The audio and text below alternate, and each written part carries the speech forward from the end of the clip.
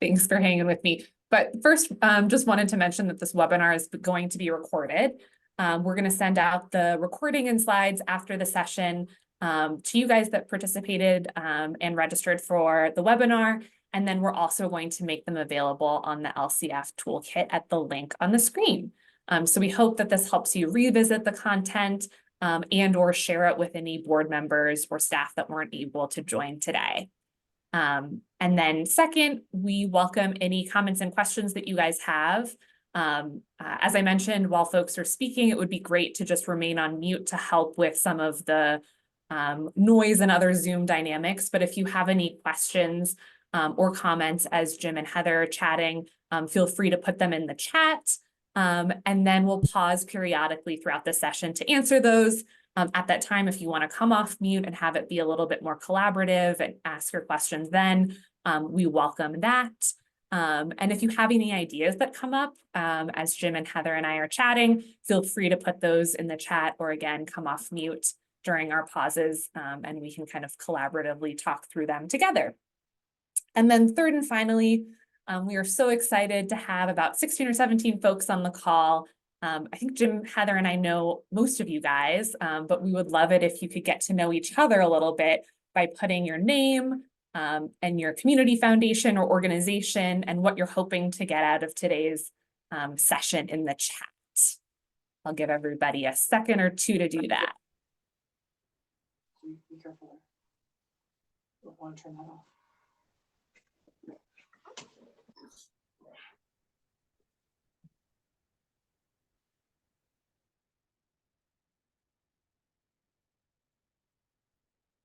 Great.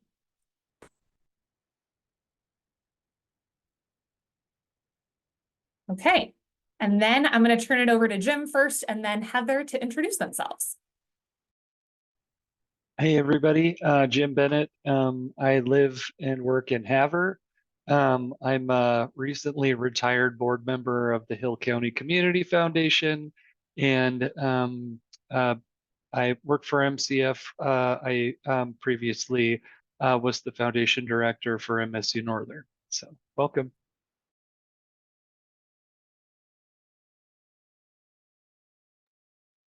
And then Heather, do you want to introduce yourself? Yeah, sorry, Taylor. No worries. Hey, you guys, I'm Heather O's. I live in Pony, Montana and work from Eastern Montana over to Three Forks and I guess down to Dillon and West Yellowstone. Been with MCF for 2.5 years, and before that spent a great deal of time in higher ed and planned giving with the Yellowstone Boys and Girls Ranch Foundation. Great. And then again, I think I know most of you guys, but my name is Taylor.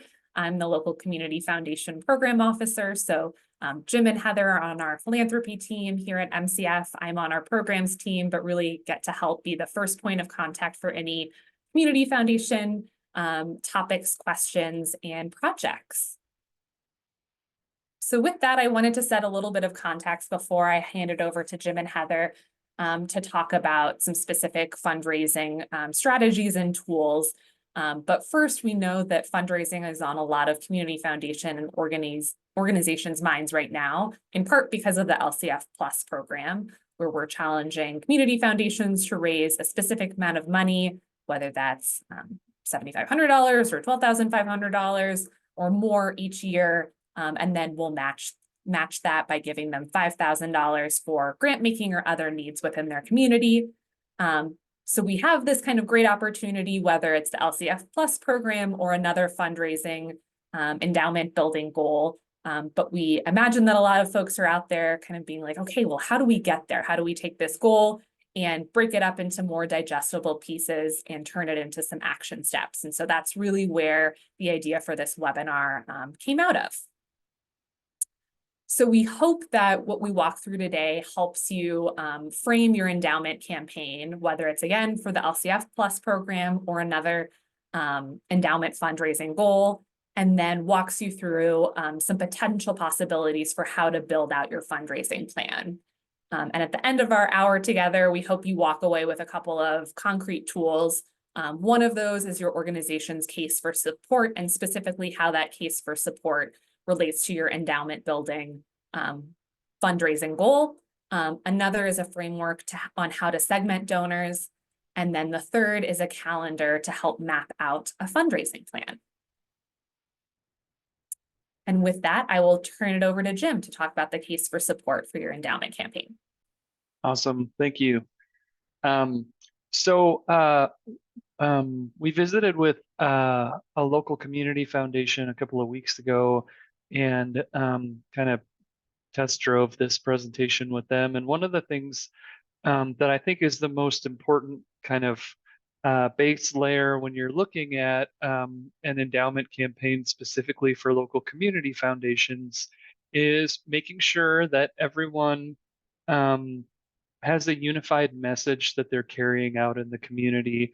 When I was on the board for the Hill County Community Foundation, they focus on basic human needs, arts and culture, and community beautification.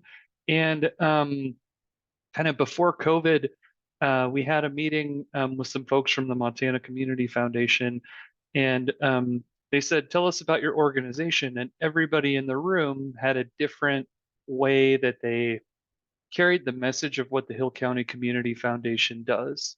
And they one person would say, "Well, we have grantees like Montana Actors Theater and Shakespeare in the Park."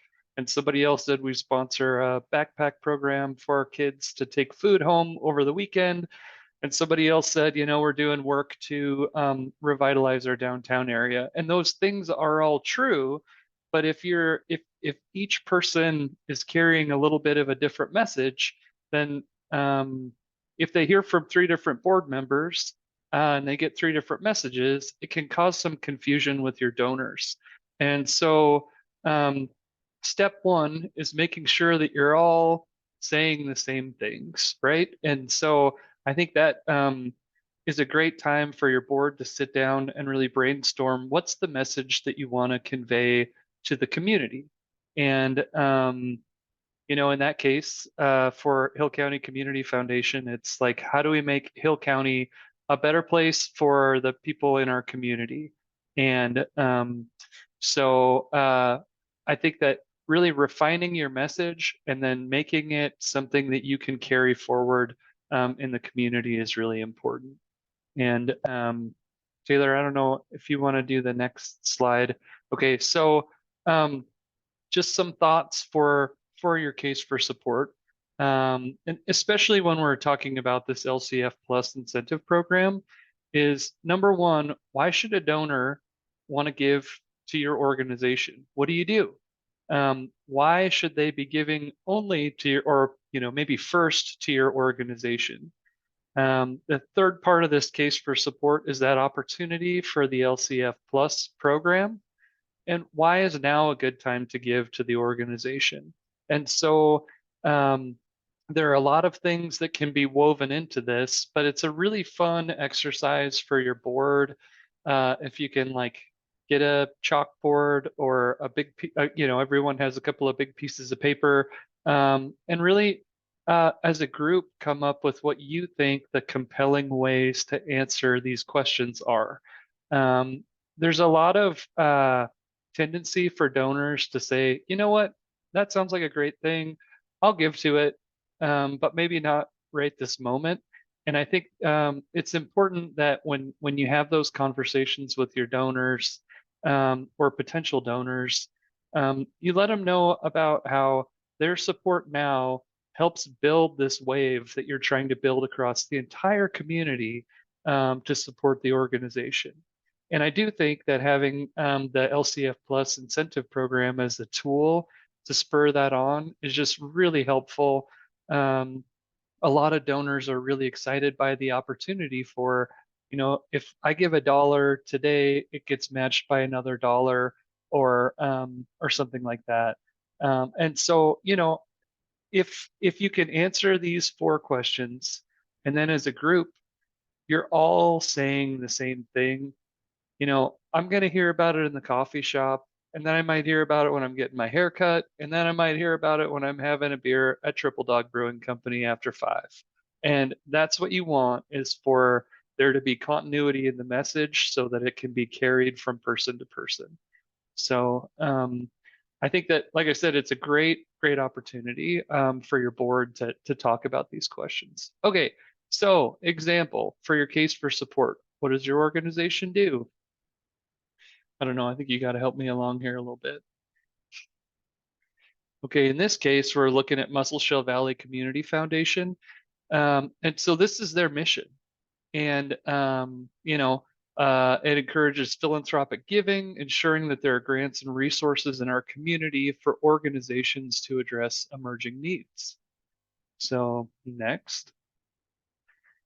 What makes this organization the best place to give? So the nice, what they're saying here is we don't know what the community's needs will be in the future, but this endowment is invested and will continue to grow in the future. And each year, a portion can be used for grants that address these challenging needs. Your gift to our endowment will ensure that the Musselshell Valley will have the resources it needs in the future.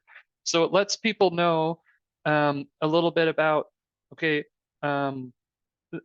we don't know what's going to happen in the future. There may be different nonprofit organizations. There likely will be different nonprofit organizations. And the community foundation will be able to address needs in the future based on, the board at that time. So, what's the opportunity? If Musselshell Valley Community Foundation raises $12,500 for their endowment, they'll get $5,000 for grant making or other needs. And that means that your donation will have a bigger impact. And I think it's really important that you highlight to people that their contribution today leads to this bigger impact in this same year. So helping us unlock this door, leads us to get this additional $5,000. And then last one, why is now a good time to give? In this case, they're trying to raise, $7,500 by the 4th of July so they can celebrate it at their community 4th of July celebration. And once they reach that goal, then they'll have $500,000 in their endowment. And they've really shown, okay, once we reach this goal, it'll put us at 500,000, and that means we'll have $22,500 each year into the future for grant making. And so, it really formalizes for a donor an understanding of we're trying to grow to this threshold so that we'll have this amount of money to give every year in the community forever. All right, I'm going to hand it off to Heather. Thanks, Jim. So Jim's given a brilliant overview about the case statement and preparing yourself to start making asks. And for me, that's actually a really fun thing. I know some people are hesitant about talking to people and asking, but when you have a compelling case statement and you know the reasons for why you want to engage with those in your community, I think this sets you up just for a wonderful conversation and the opportunity for folks to join you. And so it's really important to start customizing and dividing your donors out. And there's some categories that we put here. And so you have the opportunity within your LCF or your organization to go through your database and start to categorize people by long-term donors that maybe are your major donors that have given significant amounts of money. And for each organization, a major donor will look and be defined differently. Also, you've got business donors. You've got donors that are lapsed that maybe haven't given for a year or two, and you want to bring those back. And then there's new donors. And there's going to be other categories within this. Maybe in a community you're looking at, we want to set something up specifically for those newcomers that are here, or for the alumni that are really fond of their school, or industry leaders or civic organizations. And so these segmentations are to get you started and to get you thinking about how you want to categorize the people in your database and also those who aren't yet in there. Next slide, Taylor.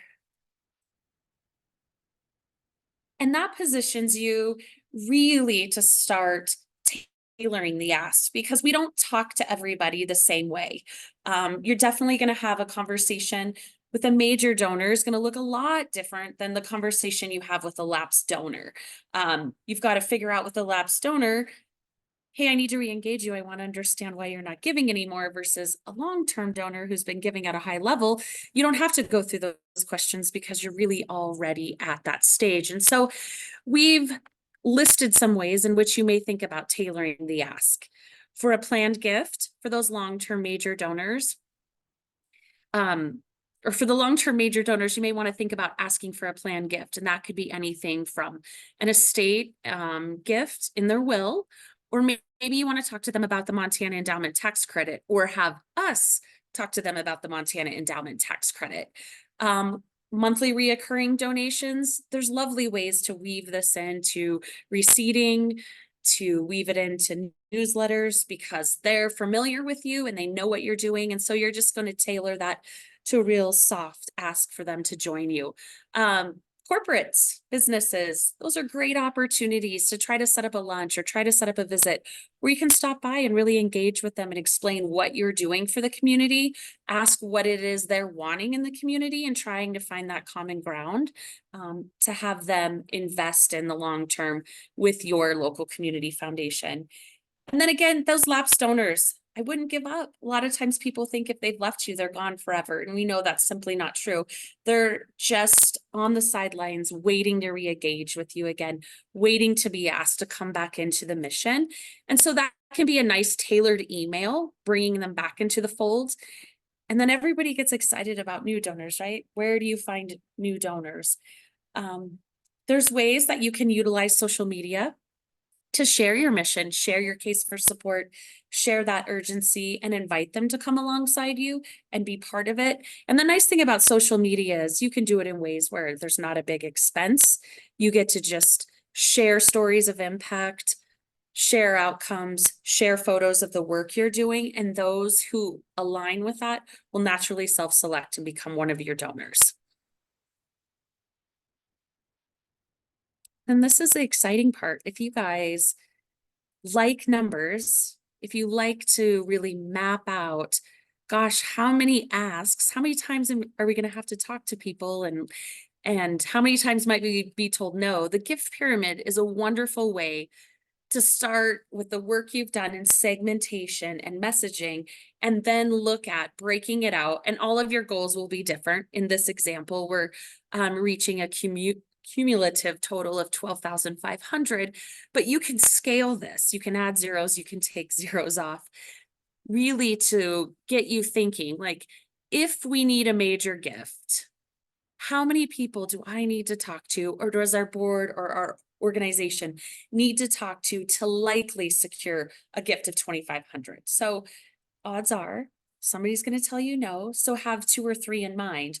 And as you work down this gift pyramid list, you'll see those numbers increase. The lower the dollar amount, there's more people you'll be talking to. You'll have smaller number of gifts, but this really is a fun exercise. You don't necessarily need 1,000 donors, but you just need some great prospects to start categorizing in these various areas. And so the first step is to identify which of those buckets they go into, how you want to speak to each of them, and then where within that gift pyramid you're going to list them, and go into those meetings, those one-on-one asks, knowing where they fall in your gift pyramid. Don't necessarily leave it up to them to disclose what they want to give, but really do your homework to know where they might belong and what they are capable of from an affinity and capacity standpoint to give to your organization. Because so often, if they've made a gift of $300, they can likely do, Jim, remind me, is it 5 times that? Isn't there like a formula, like whatever their Yep. gift is? Yeah. And especially when you're talking about the match with the LCF incentive program, they expect 3 to 5 times the size of the contribution. Yeah. So you guys, you're building a case of impact and passion and support. And if you lead with that energy, if you lead with that belief, and which I know you all have, you can ask for bigger amounts. And they may say, yes, but not that amount, or yes, but not all this year. And so that's the exciting thing. If you go too low, they're sure to agree to that. But I would encourage you to stretch in that pyramid and really look at who could be in that top part. Because once you have those lead gifts, everything else is really the cherry on top.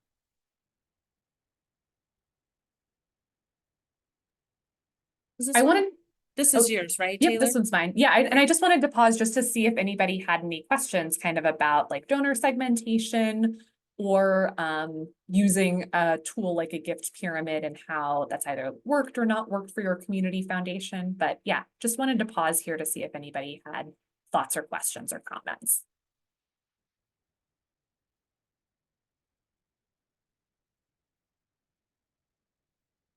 Okay.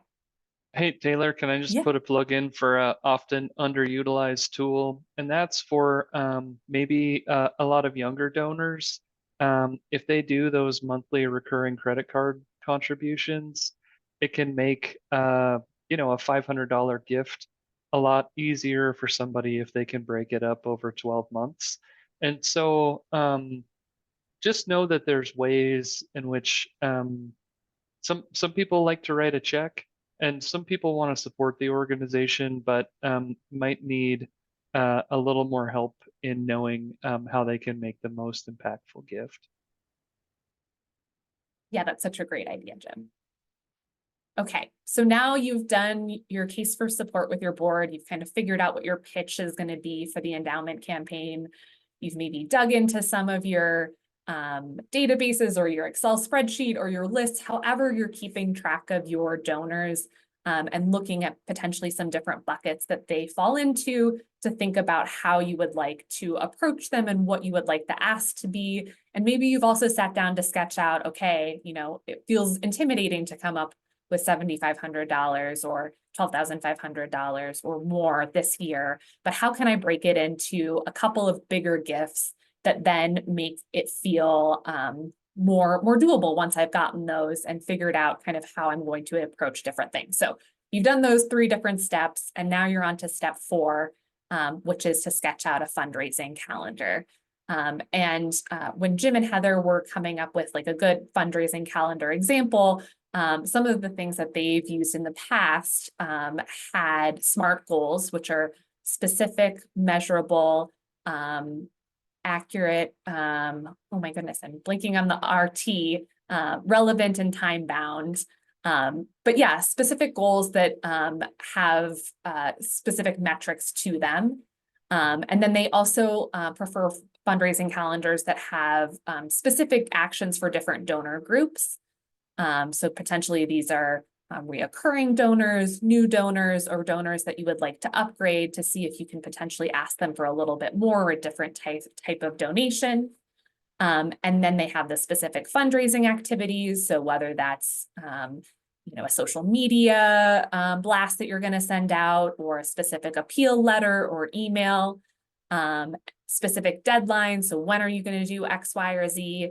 And then each of the board or staff member responsibilities. So how are you going to divvy it up so it's not just one person on your board taking on all of the kind of work for the LCF Plus program or whatever your other fundraising goal might be. So Jim found this great example of a fundraising calendar, which we have in Excel version that'll be up on the LCF Plus program toolkit this afternoon. But essentially it breaks it down into those different items. So you'll see along the top, it has the different donor groups. So are you working on donor retention, new donors, or a donor upgrade? It has the SMART goals. So again, goals that are measurable or specific in various ways. It has the different fundraising activity in the 3rd column. It has the communication plan. So again, thinking about the buckets that Heather was talking to, how are you going to approach each of these different activities? It has who on the team. So this example is just Jim, Heather, and I are going to be in charge of that specific fundraising goal. What's the estimated funds that you think will come in? Are there any expenses?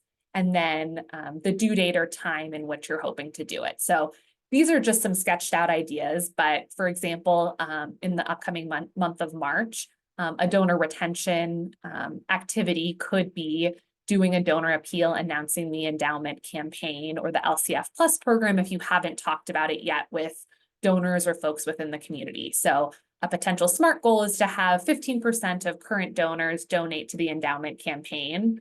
And then a potential way in which to do that would be to do an email or mail appeal along with an email or mail thank you. And Jim's going to be the one that's going to tackle this for our team, our hypothetical community foundation team. He thinks that, you know, if 15% of the current donors contribute, that might bring in $1,000, and he's going to try to do that by March. So that's one example activity. Another one would be to add new donors. So hypothetically, maybe we want to add 5 new donors. This is going to be a project that Heather is going to take on our team. She's going to announce that endowment campaign or the LCF Plus program on the newspaper or the radio.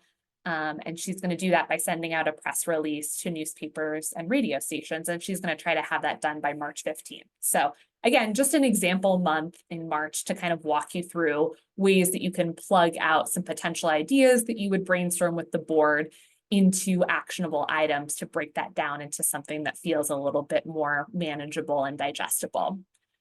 Some other ideas for fundraising activities could be a donor update in the second month. So maybe that's just a simple email blast or social media blast that you send out to kind of update donors on your progress towards the LCF Plus program or your other fundraising goal. Again, keeping that kind of front of mind for folks, letting them know how close you've gotten or how much further you still have to go.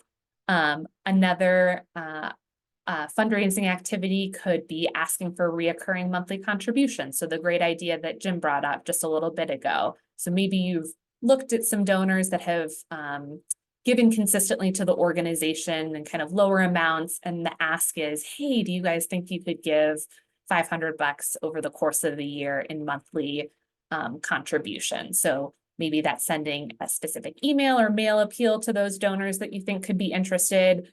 Or a one-on-one conversation, either over the phone or in person, taking them out for coffee. So that's, again, in our hypothetical team, something I'm going to do by April 15th. Here's some more ideas. So, oh, yeah, Jim, did you have a thought? Oh, I was just going to say, you know, the nice thing about these calendars is that they, you can purpose them how you want to. And in certain cases, when people are doing a campaign for fundraising and they say, you know, we've got like 30 donors that we want to make some kind of one-on-one communication with about the incentive program, you might say, all right, let's take 10 of those. Who's going to talk to these two? Who's going to talk to these two? And like, you know, I'm not saying we need to talk to all 30 of them in 1 month, but if we took 10 and assigned a couple to each person, then there's not just one person that's shouldering that load. And so make sure that when you're building this calendar, you take into consideration those people that you want to visit with one-on-one, and make sure that there's not just one person doing it, but that, you know, like for me, it helps me to know that in March I need to talk to Bob and I need to talk to Susie, and there's somebody new at the car dealership and we should probably hit that person up too. So That's a great thing to point out. So yeah, again, just kind of sketching out a couple of more months and some potential ideas. So you could do, in order to keep your donors that you currently have more retained and involved with the efforts, maybe you do a grantee showcase at a local restaurant and use that as a way to update on your fundraising activities and also showcase some of the projects that you're doing. You could publicize the endowment campaign on board members' social media as a way to potentially attract new donors, with the goal of finding, you know, 5 or 10 more donors and reaching different networks that you maybe haven't tapped into and using those board members as a way to tell that story. As Jim was mentioning, another option could be to do one-on-one coffee dates with 2 or 3 potential donors that could be interested in the Montana Endowment Tax Credit.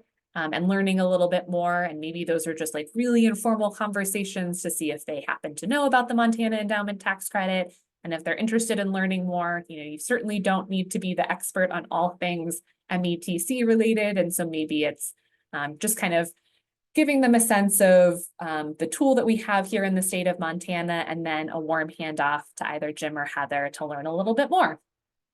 Another option would be to do another donor update on, again, your current progress towards your endowment campaign, and then potentially some one-on-one coffees with other businesses in the area to see if you could get 2 or 3 donations from them. So again, these are just some brainstormed ideas, but sketching it out kind of in this format, as Jim was mentioning, like by month, figuring out like, do we have at least 1 or 2 donor retention, new donor upgrade activities over the course of the next couple of months, helps you visually see kind of like where there might be gaps, where it would be good to keep people updated, and who's going to do what.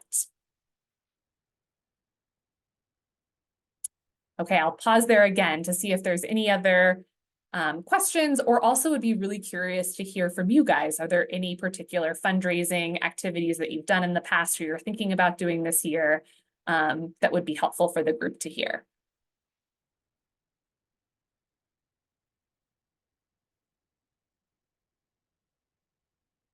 You can put them in the chat, you could come off mute, whatever's easiest. Or any things that you guys have tried and you're like, wow, that was so not worth our time.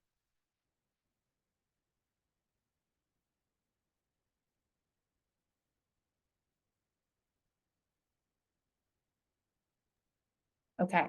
Heather or Yeah. Taylor? Yeah, this is Carla with Sea Lake Community Foundation.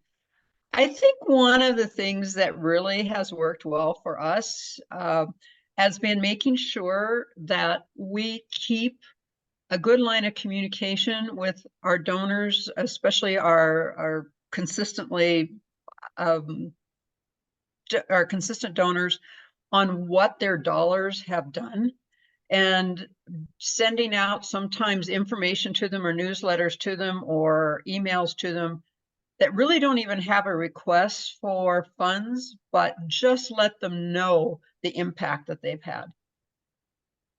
That's a great thought and a great point.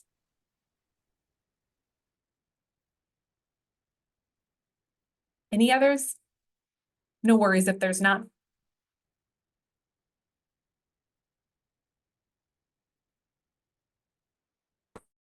Okay, some potentially next steps after this webinar.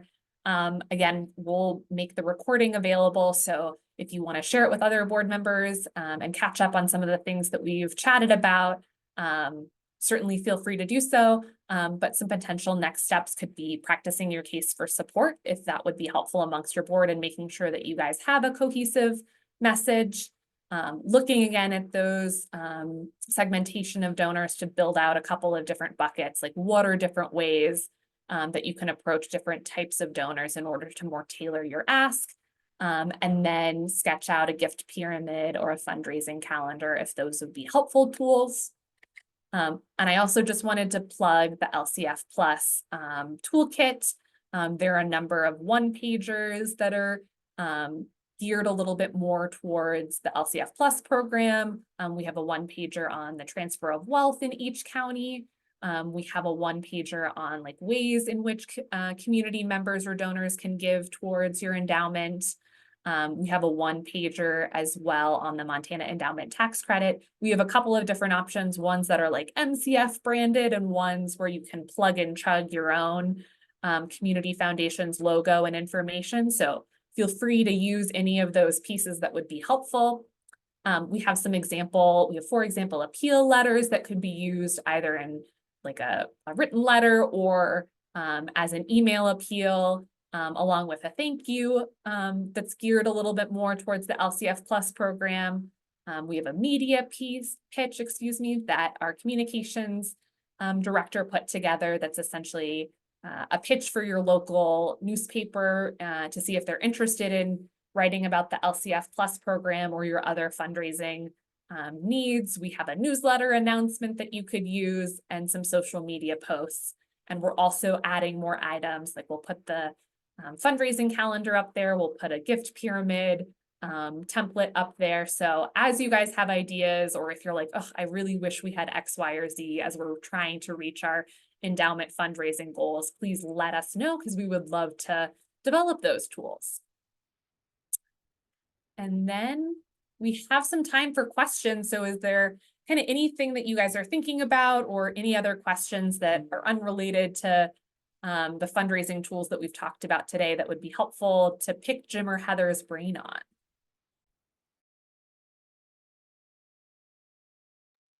Heather, I think you talked about, again, this is Carlos Shade with Sea Lake Community Foundation. You talked about social media, especially for new donors. Do you have any little tips on the types to use and how to use it? Well, Carla, that's a great question. I would say if you're using social media, you need to show up probably 3 to 5 times a week.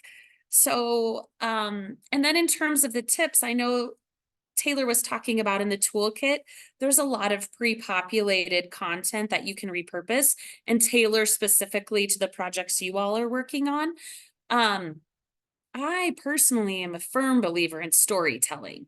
I think you have to just really share impact. And I know some people gravitate towards numbers and some people are in that relational camp. And so a marriage of both of those, you know, really talking about the differences you guys have made, maybe the total of grants or what's your historic history, you know, historically what you've done over the many years and what you're aiming to do, but just highlighting different people, different ages.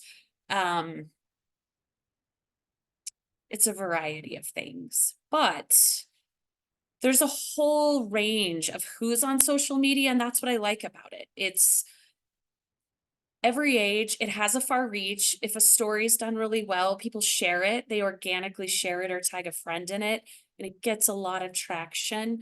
Gosh, and like I would just go back to you gotta show up. You know, if you post once and then you don't post again for a month, it's really hard with social media algorithms to keep out there. But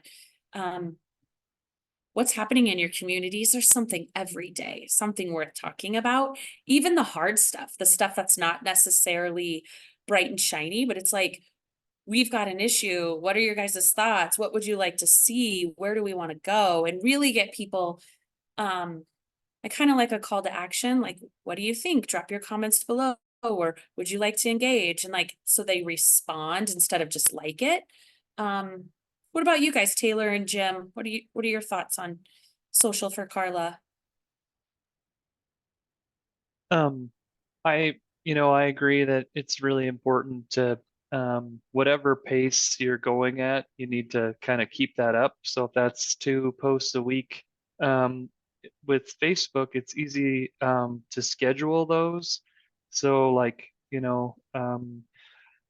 the past, I just found pictures of our grantees and kind of wrote up a little bit about the grants that were selected, and we featured each one of those leading up to an event that we did, a fundraising event with pictures.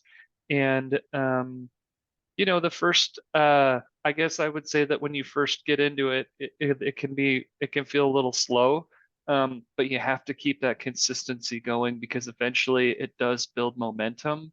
But it's easy, after 2 or 3 weeks, and you're like, oh man, we haven't really gotten a lot of traffic here, to stop. But really, you got to keep going for a while, and sometimes that means, thinking about, like Heather said, what's content that's gonna get reactions from people. I mean, if I just put a picture of a building twice a week and said, "Isn't our town cool?" That might get a thumbs up. But if we talk about, part of our community foundation's goal is to improve our community, and here's pictures of things that could be potential for that, and try to gauge people's reaction from those. I think it helps you, one, draw more followers, and two, it helps draw awareness for what grant making your organization does. And not everybody sees that all the time. But, let's say like a different nonprofit in the area doesn't know about the Hill County Community Foundation. Somebody might share it with them, and then they're going to start following the page. And so it builds, like Heather said, organically.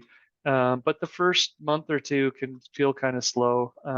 So you got to kind of plan out what your strategy is for keeping some momentum going. And maybe you keep a notebook with you and think like, oh, here's 3 things we could talk about next month. That'd be great. So you never know where inspiration will strike.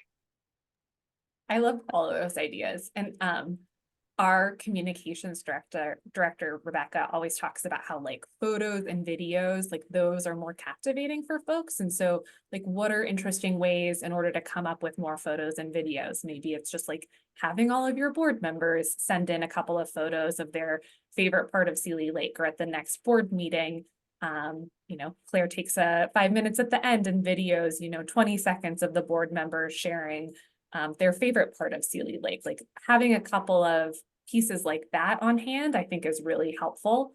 And I think there's ways to incorporate like grantees into it too, right? Like, could you do a grantee takeover of your guys' social media and kind of like outsource pieces of that to have them share, like, what do they love about the partnership? What have they done with your grants?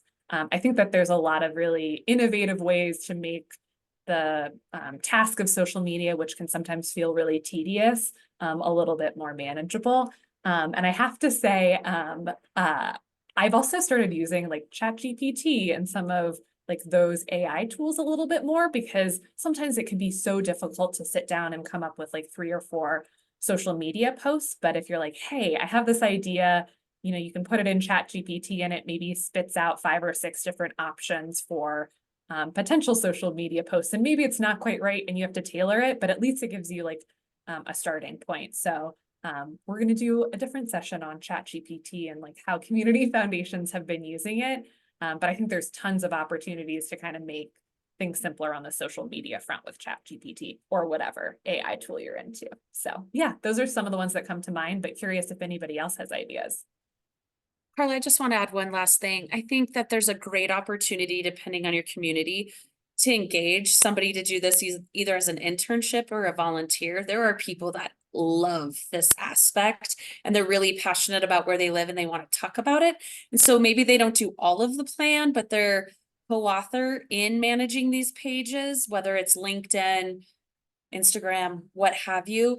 And so you start to see this, you know, broader perspective, but some people live and breathe this. And so they don't think of it as work or a task. They're just like, I just want to, you know, tell the stories and share the message all day long. So I would encourage you, there may be somebody right in your community that would love to do this and work alongside, and they may not be a board member, but become just an extension of the community foundation in this capacity. Thank you so much. I just learned a lot. Great. Any other fundraising questions or non-fundraising questions?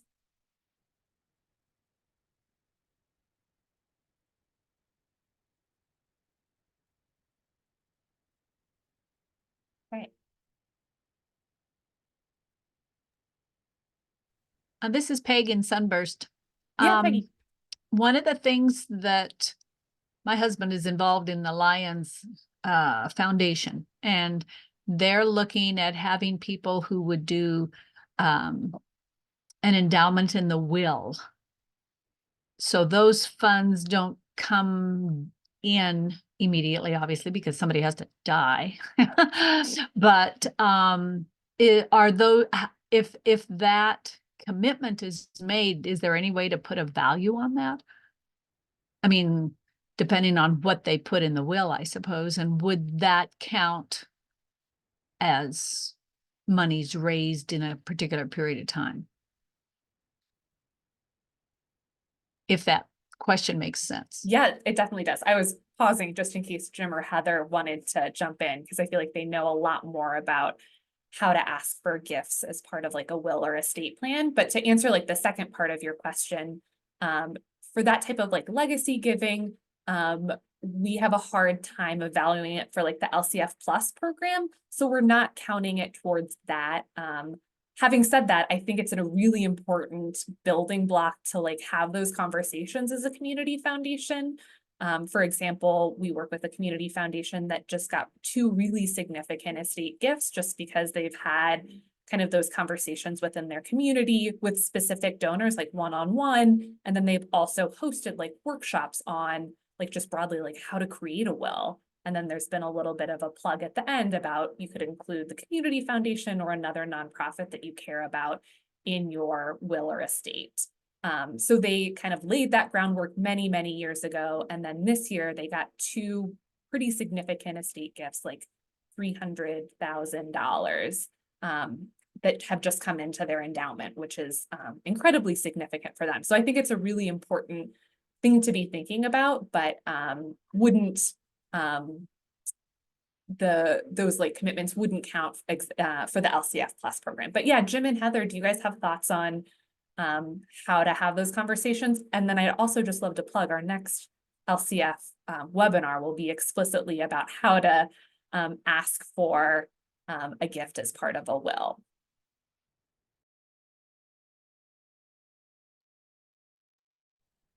I think a lot of this is just introducing folks to the concept and the ability to do that, to leave a certain percentage in their will behind. And I think social media is a great place. If you've got somebody who's done that, they tell their story about like, this is why I've selected to leave a portion of my will behind. And then, you know, folks in the community who know them see that and see what they're thinking and what their intentions for that are. And but I think the messaging of that isn't just a one and done. It's a multi-faceted approach, all the way from, you know, emails and newsletters, social media, impact reports.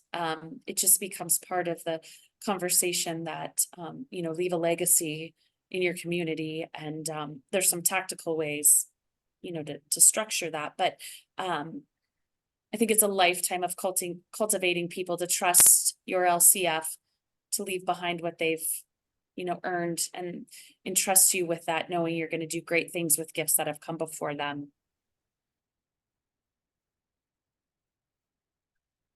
I agree. Heather's really good at wordsmithing it, and I agree with what she said. But one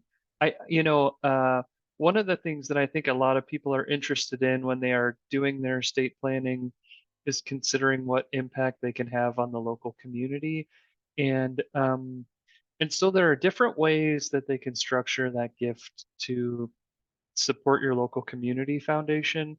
And if you have someone that's interested in kind of like talking through what that could look like, you know, I would definitely don't hesitate to have us help guide that conversation. But you know, one thing that we've talked to a lot of people about in the last year probably is naming a certain percentage of the remainder of their IRA or a stock account or a bank account to go to support the local community foundation. And then you don't have to rewrite your will. I mean, it's as easy as changing the beneficiary designation, which, like, if you have a E-Trade or a Schwab account or whatever, you just log in and there's a place where you can update your beneficiaries. And so the hard part about that, Peggy, is that then we don't know what the value of their remaining money will be when they pass away. It could be zero, it could be $1 million.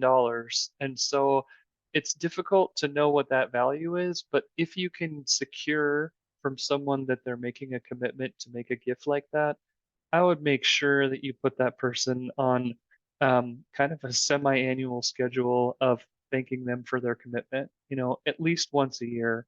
And, you know, within the broader context of Montana Community Foundation, we have created a legacy society that recognizes people that have passed away and made gifts from their estate, but it also recognizes those people that are still alive that have made that commitment. And I think that, you know, there's the opportunity for local community foundations to build their own. And I know Greater Polson Community Foundation has done some work in that area. But you know, if Peggy, if you have that conversation with somebody, and then, you know, 20 years from now that person's still alive and you're not on the board anymore, you want those people to know that that person had still made that commitment, and they should continue to be grateful for that gift that will be coming someday. So it's good to record that in a way that can be handed from one board member to the next, so to speak. So Yeah, those are great thoughts.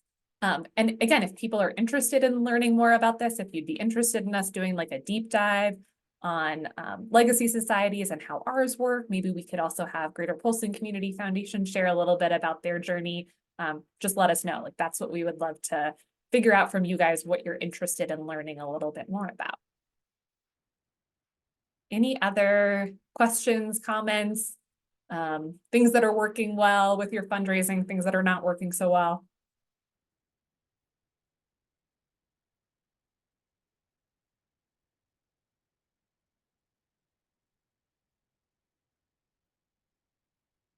Okay, well, with that, I will just leave you with a final plug on our upcoming webinars. As I mentioned, our next one is how to ask for a gift in a will, and Jim and Heather will be back with us to share information and knowledge on that front. And that'll be Tuesday, May 14th, again at noon. The next one will be free marketing tools, so Chat, GPT, and Canva that your community foundation can use. And that'll be with our communications team on Wednesday, August 14th at noon. And then our final one will be gearing up for planned giving on Wednesday, November 13th at noon. If you guys have other topics that are of interest, we can certainly add more webinars or shuffle around the content. So please let me know kind of what's of interest for both you and board members or staff that weren't able to join today. Again, we've kind of focused this year a little bit more on fundraising because of the LCF Plus program, but I also think we could do a deep dive into like how different grant cycles work and what are best grant making practices, or what are different community leadership activities, or other outside grants that you guys have gone after for larger community-wide projects. So really interested to hear more about what you guys are interested in learning more about, and hope that this kind of like quarterly webinar format can offer some ideas for both staff and board members with community foundations, and then also just a format for all of us to kind of get together and brainstorm ideas and hear about what's top of mind for you guys. So with that, I just thank you for spending your lunch hour with us, and hope that we can all meet for lunch again on May 14th. Thanks again, Jim and Heather, too, for providing all of your expertise and knowledge.